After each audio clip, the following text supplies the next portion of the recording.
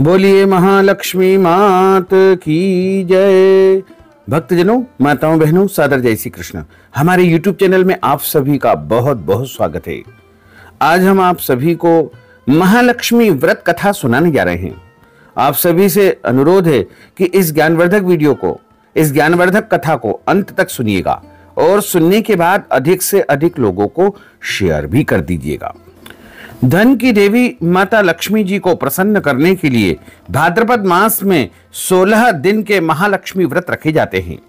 महालक्ष्मी व्रत का प्रारंभ भाद्रपद मास के शुक्ल पक्ष की अष्टमी तिथि से होता है और आश्विन माह के कृष्ण पक्ष की अष्टमी तिथि को इस व्रत का समापन होता है। इस व्रत में मां लक्ष्मी की पूजा पाठ मंत्र जाप करने से धन, ऐश्वर्य और समृद्धि की प्राप्ति होती है। घर में बरकत होती है। सनातन पंचांग के अनुसार महालक्ष्मी व्रत का प्रारंभ इस बार 22 सितंबर 2023 शुक्रवार से हुआ है और इसका समापन आश्विन माह के कृष्ण पक्ष की अष्टमी तिथि यानी 6 अक्टूबर 2023 शुक्रवार को होगा। और इस दिन पूजा का शुभ मुहूर्त सुबह 7:40 से लेकर के सुबह 9:11 तक रहेगा। दोपहर 12:15 से लेकर के दोपहर 1:45 तक भी शुभ मुहूर्त रहेगा तथा रात में 9:16 से लेकर के रात 10:45 पर भी महालक्ष्मी पूजन का शुभ मुहूर्त रहेगा। जिस दिन रात्रि व्यापिनी सायंकाल व्यापिनी अष्टमी तिथि होती है उसी दिन महालक्ष्मी व्रत किया जाता है। महालक्ष्मी व्रत वाले दिन आप यदि चाहें तो कोई भी नया काम शुरू कर सकते हैं। धन धान्य समृद्धि के लिए आप निवेश भी कर सकते हैं क्योंकि महालक्ष्मी व्रत का दिन है और यह दिन महालक्ष्मी की कृपा को प्राप्त करने वाला दिन है। यदि आप चाहें तो इस दिन सोना भी खरीद सकते हैं क्योंकि महालक्ष्मी का वास स्वर्ण में भी बताया गया है। स्वर्ण लक्ष्मी भी महालक्ष्मी का एक स्वरूप माना गया है। इसलिए यदि आप इस दिन कोई भी शुभ काम करेंगे, मांगलिक कार्य करेंगे तो आपको आगे चल करके बहुत अधिक फायदा प्राप्त होगा।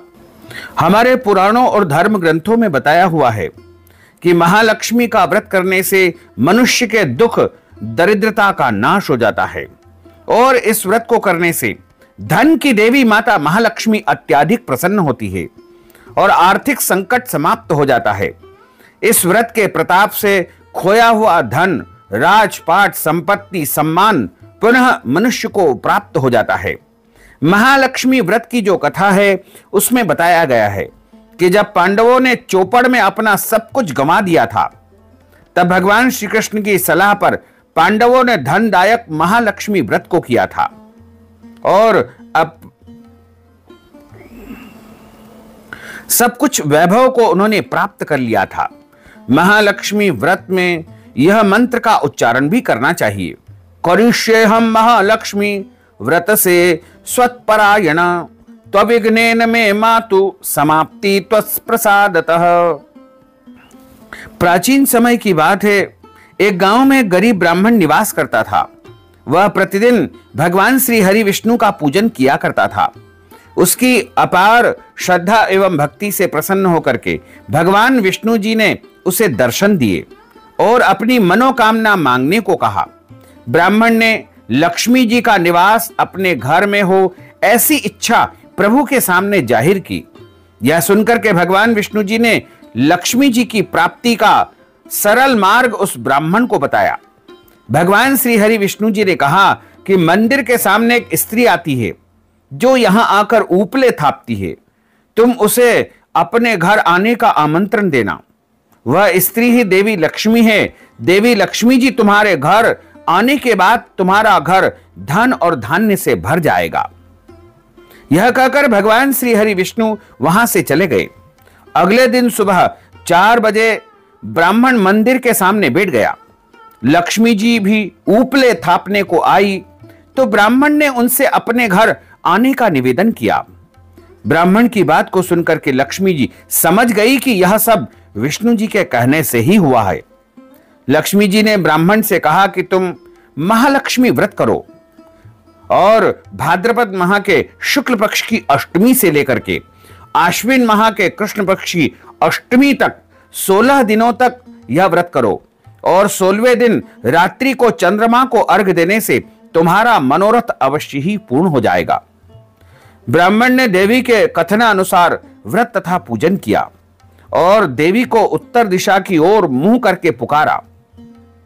लक्ष्मी जी ने अपना वचन पूर्ण किया। उस दिन से यह व्रत पूरी श्रद्धा से किया जाता है।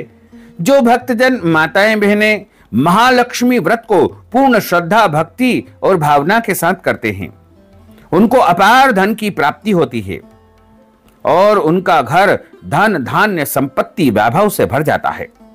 महाभारत काल के दौरान एक बार महर्षि वेदव्यास जी का हस्तिनापुर नगर में आगमन हुआ। महाराज ने उन्हें यानी राजा धृतराष्ट्र ने उन्हें अपने राजमहल में पधारने का आमंत्रण दिया। रानी गांधारी और रानी कुंती ने वेदव्यास जी से पूछा कि हे महामुनि, आप कृपा करके यह बताएं कि हमारे राज्य में धन की देवी मां लक्ष्मी और सुख समृद्धि कैसे बनी रहे। यह सुनकर के वेदव्यास जी ने कहा कि यदि आप अपने राज्य में सुख समृद्धि चाहते हो तो प्रतिवर्ष आश्विन माह के कृष्ण पक्ष की अष्टमी तिथि को विधिवत महालक्ष्मी का पूजन एवं व्रत करना। वेदव्यास जी की बात को सुनकर के कुंती और गांधारी दोनों ने महालक्ष्मी व्रत करने का संकल्प लिया। रानी गांधारी ने अपने राजमहल के आंगन में 100 पुत्रों की मदद से विशालकाय गज का यानी हाथी का निर्माण करवाया और नगर की सभी स्त्रियों को पूजन करने के लिए अपने राजमहल में आमंत्रित किया, परंतु रानी कुंती को निमंत्रण नहीं भेजा। जब सभी महिलाएं गांधारी के महल में पूजन करने के लिए जाने लगी तो कुंती उदास हो गई। माता को दुखी देखकर के पांचों पांडवों ने पूछा कि माता आप उदास क्यों हैं? तब माता कुंती ने सारी बातें बता दी। इस पर अर्जुन ने कहा कि माता आप महालक्ष्मी पूजन की तैयारी कीजिए, मैं आपके लिए हाथी लेकर आता हूं। ऐसा कहकर अर्जुन इंद्र के पास गए और इंद्रलोक से अपनी माता के लिए इंद्र का प्रत्यक्ष ऐरावत हाथी लेकर आ गए। जब नगर की महिलाओं को पता चला कि रानी कुंती के महल में स्वर्ग से ऐरावत हाथी आया है तो नगर में शोर मच गया। हाथी को देखने के लिए पूरा नगर कुंती के महल में एकत्रित हो गया और सभी विवाहित महिलाओं ने विधि विधान से महालक्ष्मी का पूजन किया। हमारे पुराणों में बताया हुआ है कि इस व्रत की कहानी को कथा को 16 बार कहा जाता है और हर वस्तु या हर पूजन की सामग्री 16 बार माता महालक्ष्मी को चढ़ाई जाती है। महालक्ष्मी का जो कोई भी व्रत करता है, पूजन करता है, इस व्रत का अनुष्ठान करता है, उसके जीवन में कभी भी गरीबी यानी दरिद्रता नहीं आती है। उसका जीवन, उसका घर धन धान्य दौलत से सदैव भरा पूरा रहता है और महालक्ष्मी की अपार कृपा सदैव उसके जीवन पर बनी रहती है। बोलिए महालक्ष्मी मात की जय।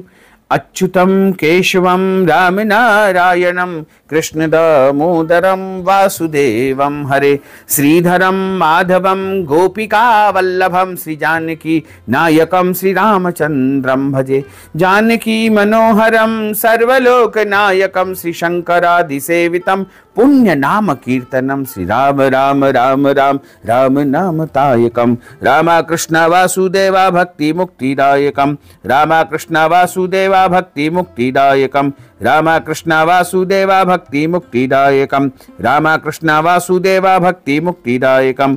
बोलिए महालक्ष्मी मात की जय। लक्ष्मी नारायण भगवान की जय।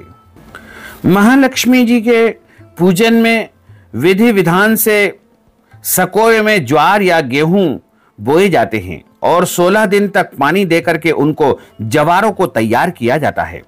जिस दिन ज्वार बोया जाता है उस दिन कच्चे धागे से 16 तार का एक अपनी लंबाई के बराबर डोरा बनाया जाता है और उस डोरे को गले में धारण किया जाता है और थोड़ी थोड़ी दूर पर 16 गांठ बना करके हल्दी से उसे पीला करके पूजा स्थान पर रखा जाता है। प्रतिदिन गेहूं चढ़ाकर पूजन किया जाता है।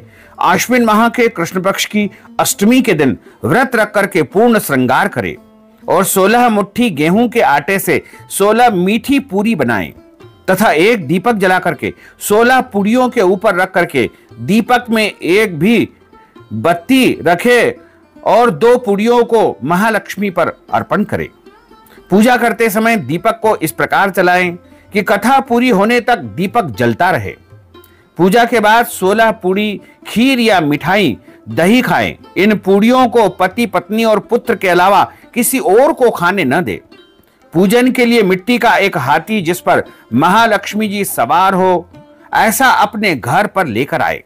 आजकल प्रायः बाजार में ऐसा मिट्टी का हाथी मिल जाता है या हाथी का जो चित्र है वो भी आप ला सकते हैं। और शाम को पूजा करते समय बाजोट पर लाल कपड़ा बिछा करके वहां पर महालक्ष्मी के चित्र या मूर्ति की स्थापना करें और जो मिट्टी का हाथी लेकर आए हैं उसकी भी आप स्थापना करें तथा उनके दाहिने हाथ की तरफ आपको एक गेहूं की ढेरी रख करके तांबे का लोटा रख करके उसमें नारियल और आम के पत्ते रख करके कलश की स्थापना करना चाहिए। सर्वप्रथम गौरी गणेश का पूजन करें, फिर कलश का पूजन करें, महालक्ष्मी देवी का पूजन करें और उसके बाद माता महालक्ष्मी देवी की इस व्रत कथा का श्रवण करना चाहिए। उसके बाद माता महालक्ष्मी की आरती आपको उतारना चाहिए। इस प्रकार से अष्टमी तिथि के दिन आपको महालक्ष्मी व्रत का समापन करके पूजन अर्चन करना चाहिए। यदि आपने पूरे 16 दिन व्रत नहीं रखा है तो आप केवल 1 दिन 2 दिन या 3 दिन भी व्रत रखते हैं तो भी आपको महालक्ष्मी व्रत का पूरा पुण्य प्राप्त हो सकेगा। बोलिए महालक्ष्मी मात की जय। तो भक्तजनों, माताओं बहनों, यदि आप महालक्ष्मी व्रत के निमित्त, कथा श्रवण के निमित्त कोई भी धन राशि प्रदान करना चाहते हैं, दान दक्षिणा देना चाहते हैं, अन्नदान, वस्त्रदान, गोदान या कोई भी दान पुण्य करना चाहते हैं तो आप हमारे गूगल पे, फोन पे, पेटीएम नंबर अथवा अकाउंट नंबर के माध्यम से नगद राशि पहुंचा करके महालक्ष्मी व्रत का संपूर्ण पुण्य लाभ प्राप्त कर सकते हैं। साथ ही आप सभी से अनुरोध है कि हमारे इस ज्ञानवर्धक वीडियो को अधिक से अधिक लोगों को शेयर करिएगा, लाइक करिएगा, कमेंट करिएगा और यदि अभी तक आपने सब्सक्राइब नहीं किया है तो अभी और इसी समय सब्सक्राइब कर लीजिए ताकि इसी प्रकार की ज्ञानवर्धक वीडियो आपको सबसे पहले प्राप्त हो सके। आपको और आपके पूरे परिवार को सादर जय श्री कृष्ण, सादर धन्यवाद।